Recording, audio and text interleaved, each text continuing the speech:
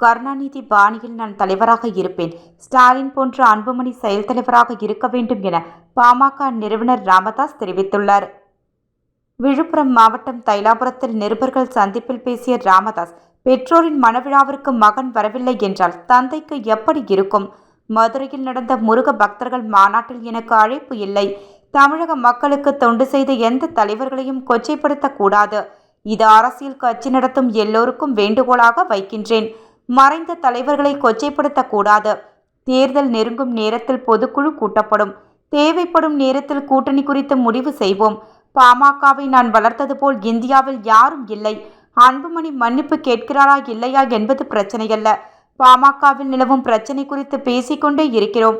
எல்லா பிரச்சனைக்கும் ஒரு முடிவு உண்டு. அந்த முடிவு இன்னும் வரவில்லை.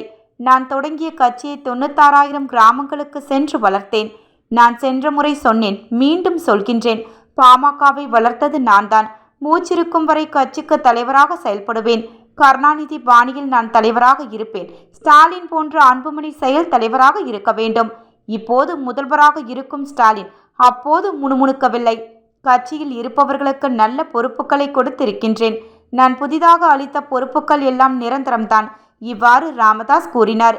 ஜி.கே. மணியின் மகன் மற்றும் முகுந்தனை இளைஞரணி தலைவராக அன்புமணி ஏன் ஏற்கவில்லை என்ற கேள்விக்கு யாம் அறியேன் பராபரமே, யாம் அறியேன் பராபரமே, யாம் அறியேன் பராபரமே என ராமதாஸ் பதிலளித்தார்.